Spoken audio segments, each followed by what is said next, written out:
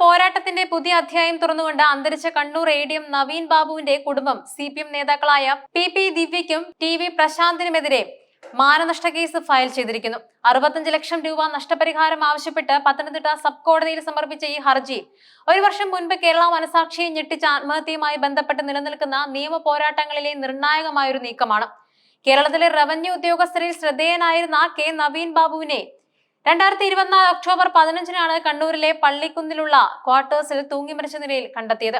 അദ്ദേഹത്തിന്റെ ആത്മഹത്യയിലേക്ക് നയിച്ചത് തലേദിവസം ഒക്ടോബർ 14-ന് റവന്യൂ ഉദ്യോഗസ്ഥർ യാത്രയയപ്പ് നൽകിയ ചടങ്ങിൽ നടന്ന അപ്രതീക്ഷിത സംഭവ വികാസങ്ങളാണെന്ന് കുടുംബം വിശ്വസിക്കുന്നത്. സ്ഥലം മാറിപ്പോകുന്ന ADM-ന് യാത്രയയപ്പ് നൽകുന്ന ചടങ്ങിലേക്ക് ക്ഷണിക്കപ്പെടാതെ കടന്നുവന്ന അന്നത്തെ ജില്ലാ പഞ്ചായത്ത് പ്രസിഡന്റും CPM നേതാവുമായ PP ദിവ്യ നവീൻ ബാബുവിനെതിരെ ഗുരുതരമായ അഴിമതി ആരോപണങ്ങൾ ഉന്നയിച്ചുകൊണ്ട് പ്രസംഗിച്ചു. ഒരു ഉദ്യോഗസ്ഥന്റെ ആത്മവിശ്വാസത്തെയും സത്യസന്ധതയും ചോദ്യം ചെയ്യുന്ന തരത്തിലുള്ള അധിക്ഷേപകരമായ വാക്കുകളായിരുന്നു അതെന്നായിരുന്നു റിപ്പോർട്ടുകൾ. രാത്രി 8:45-ന് മലബാർ എക്സ്പ്രസിൽ ചെങ്ങന്നൂരിലെ വീട്ടിലേക്ക് പോകേണ്ടിയിരുന്ന നവീൻ ബാബു റെയിൽവേ സ്റ്റേഷന് സമീപം എത്തുകയും എന്നാൽ യാത്ര ഉപേക്ഷിച്ച് ക്വാർട്ടേഴ്സിലേക്ക് മടങ്ങുകയും ചെയ്തു. പിറ്റേന്ന് രാവിലെ ഡ്രൈവർ എത്തുമ്പോൾ കണ്ടത് തൂങ്ങി മരിച്ച നിലയിലുള്ള അദ്ദേഹത്തെയായിരുന്നു. ദിവ്യയുടെ പരസ്യമായ അധിക്ഷേപമാണ് നവീൻ ബാബുവിന്റെ മരണത്തിന് കാരണമായതെന്ന കുടുംബത്തിന്റെ ആരോപണം പൊതുസമൂഹത്തിൽ വലിയ പ്രതിഷേധത്തിന് തിരികൊളുത്തി. സമ്മർദ്ദത്തെ തുടർന്ന് PP ദിവ്യക്കെതിരെ ആത്മഹത്യാ പ്രേരണ കുറ്റത്തിന് IPC 306 പ്രകാരം പോലീസ് കേസെടുക്കുകയും പിന്നാലെ അവർക്ക് ജില്ലാ പഞ്ചായത്ത് പ്രസിഡന്റ് സ്ഥാനം രാജിവെക്കേണ്ടിയും വന്നു. നവീൻ ബാബുവിന്റെ കുടുംബം ഇപ്പോൾ ഫയൽ ചെയ്തിരിക്കുന്ന മാനനഷ്ട കേസ് കേവലം ആത്മഹത്യാ പ്രേരണ കേസിൽ മാത്രം ഒതുങ്ങുന്ന ഒന്നല്ല.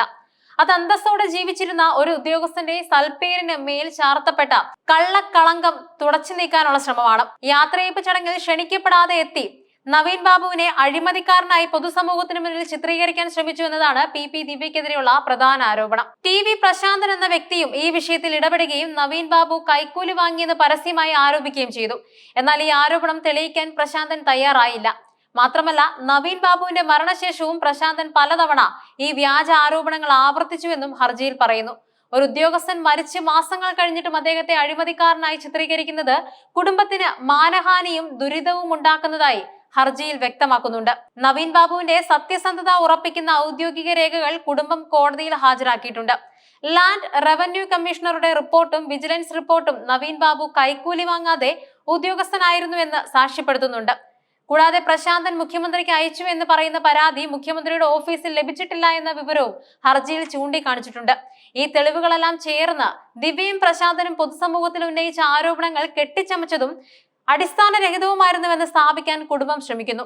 പത്തനംതിട്ട ബാറിലെ അഭിഭാഷകനായ അജിത് പ്രഭാവ് വഴിയാണ് ഹർജി ഫയൽ ചെയ്തിരിക്കുന്നത്. കോടതി ഇപ്പോൾ ഇരുവർക്കും നോട്ടീസ് അയച്ചിരിക്കുകയാണ്. നവംബർ 11-ന് കേസ് വീണ്ടും പരിഗണിക്കും. നവീൻ ബാബുവിന്റെ മരണം സംബന്ധിച്ച് ഒട്ടേറെ നിയമപരമായ നടപടികൾ ഇപ്പോഴും കോടതികളിൽ തുടരുകയാണ്. പ്രത്യേക അന്വേഷണ സംഘം തയ്യാറാക്കിയ കുറ്റപത്രം കണ്ണൂർ കോടതിയിൽ സമർപ്പിച്ചിട്ടുമുണ്ട്. ഈ കുറ്റപത്രത്തിൽ PP ദിവ്യ മാത്രമാണ് കേസിലെ പ്രതി. പ്രശാന്തനെ ഉൾപ്പെടുത്താത്ത കുറ്റപത്രത്തിനെതിരെ നവീൻ ബാബുവിന്റെ കുടുംബം പുനരന്വേഷണം ആവശ്യപ്പെട്ട് കോടതിയെ സമീപിച്ചിട്ടുണ്ട്. ഈ കേസ് ഇപ്പോൾ സെഷൻസ് കോടതിയുടെ പരിഗണനയിലാണ്. നേരത്തെ കേസിൽ CBI അന്വേഷണം ആവശ്യപ്പെട്ടുള്ള ഹർജി ഹൈക്കോടതി തള്ളിയിരുന്നു. മരണാനന്തരവും നീതിക്ക് വേണ്ടി പോരാടുന്ന ഒരു കുടുംബത്തിന്റെ ദൃഢനിശ്ചയമാണ് ഈ മാനനഷ്ട കേസിലൂടെ വെളിപ്പെടുന്നത്. ഒരു സർക്കാർ ഉദ്യോഗസ്ഥന്റെ ആത്മാഭിമാനം സംരക്ഷിക്കാനും വ്യാജ ആരോപണങ്ങൾ ഉന്നയിച്ചവർക്ക് നിയമപരമായ ശിക്ഷ ഉറപ്പാക്കാനും ലക്ഷ്യമിട്ടുള്ള ഈ നിയമ പോരാട്ടം കേരളത്തിന്റെ നിയമചരിത്രത്തിൽ ഒരു പ്രധാന ഏടായി മാറുമെന്നതിൽ സംശയമില്ല. നഷ്ടപരിഹാരം എന്നതിലുപരി സത്യസന്ധതയ്ക്ക് ലഭിക്കുന്ന അംഗീകാരവും മാനത്തിന് ലഭിക്കുന്ന നീതിയുമാണ് നവീൻ ബാബുവിന്റെ കുടുംബം ഈ കേസിൽ കൂടി പ്രതീക്ഷിക്കുന്നത്.